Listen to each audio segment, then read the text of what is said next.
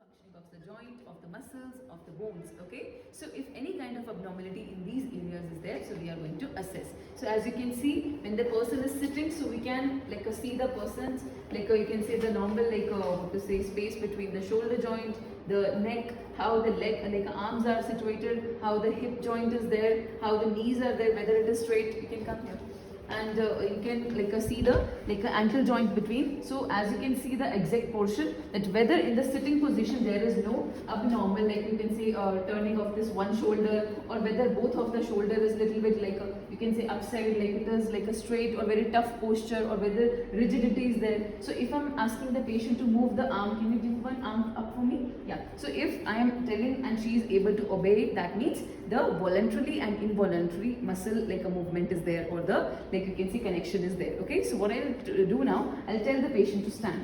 Can you stand for me?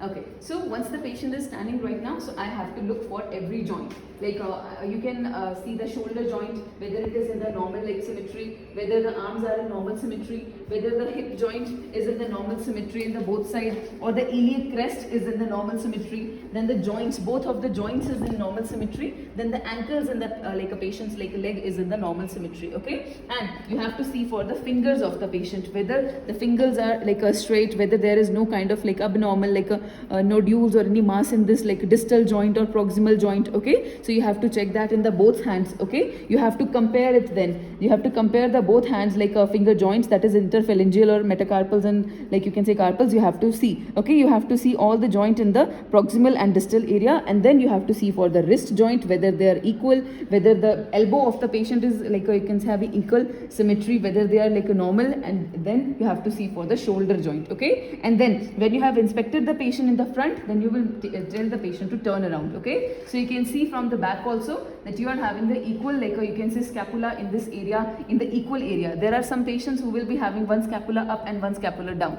so you have to see for the symmetry. The spine should be in the center. Okay, and the hip joint or the iliac crest should be also be having the equal you can say distance. Okay, then the back side of the knee joint should also be in the equal distance, and it should be in the symmetry, and the ankle region in the downside also should be in the equal symmetry. Okay, so now I'll let the patient to have to check their range of motion. So I will let a patient to have some movements in front of you that you can use for your patient, so that they can perform for you. Okay, so I want the Dilna to turn their neck in the 360 motion. So can you do that? Turn it. Okay, so she did it with ease. That means there is no a muscle, joint or ligament pain, because if there is some kind of problem in these areas, so there will be some pain in the movement, so she will not be able to do. Okay, but she did it with ease, so that means all the joint, all the bone, all the ligaments of this area is perfectly fine. So now I want Dilna to turn and move their arm like this for me. Okay, and can you do it for back side? Okay, so she is able to do this with the ease. That means the shoulder range of motion exercise is normal for her. That means she is able to perform her. Now I want the elbow movement for her. Can you move it for me? Okay, so she did it with ease. So that means in the both side. Can you do it on the other side also, and for the shoulder also in the 360? Okay, so she is able to perform it for me. Okay, so that means there is no problem related to these joints. Okay, now can you turn the leg like this for me? Okay, so can you do it on the other foot? Okay, so she is able to do on the hip joint also, it's normal. And can you sit here, and can you show me how to turn your knee joint, leg part? Okay, and on the other side? Okay, so that means knee joint is also perfectly fine, and about the ankles like this, can you turn it? And on the other side also? Okay, so as I have instructed Dilna, and she is able to perform every range of motion in the particular joint, and she is able to do it with the ease. So that means the collaboration of your nerves, the collaboration of your muscles, the collaboration of bone and the tendons, they are in the harmony, then only she is able to perform the range of motion, motion whatever I have ordered. Okay, so once your patient is able to do, so now what you're going to do, you're going to make the patient in the supine position. So can you lay down for me? Okay, so with that ease, she is able to lie down on the bed, and now I'll tell her that whether can you stand for me, so that I can see that from the supine position she is able to move or not. Okay, so can you get up from me?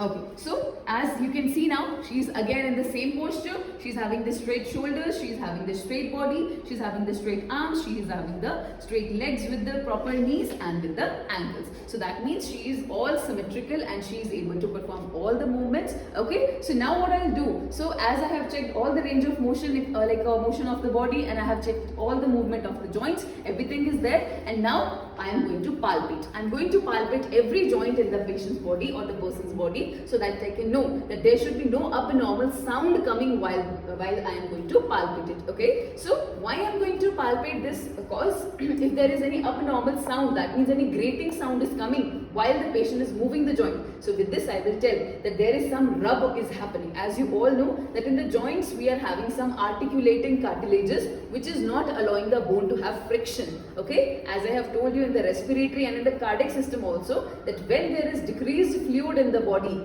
or in the layers, so they will have a rub. So that only I will hear in the joints, so there should be no kind of frictional rub each other. Okay, so once I will tell you to turn your neck.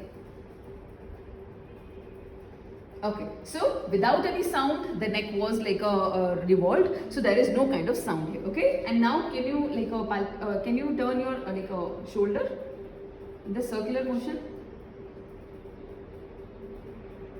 Okay, so that means there is no kind of sound I heard, and can you do it here also? Turn it. Okay, so that means there is no sound in this area also, and can you do it in the shoulder, this elbow? Okay, so no grating like a sound I am able to hear. Okay, now can you sit? Okay, so now can you turn your this joint, this one? You have to do it in circular motion.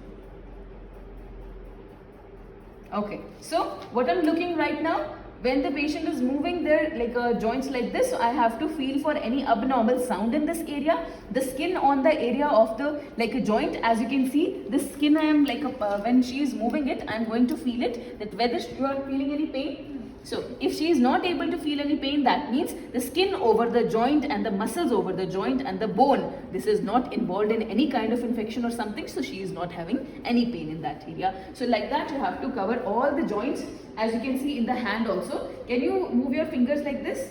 Okay, so she is not having, you are not feeling any pain or something, so she is not having any pain in this areas. So I will be also checking the skin area also, whether it is warm, whether it is red in color. So if any excess warmthness or redness is there, that is indicating that some infection of the muscles. You can know about any muscular infection, any bone infection, or any kind of tendons infection in that area, so that you will also be able to know. Okay, so that's how you have to perform your musculoskeletal system. Okay, so stay tuned, and in the next video we will be discussing about how to perform peripheral vascular system. Thank you.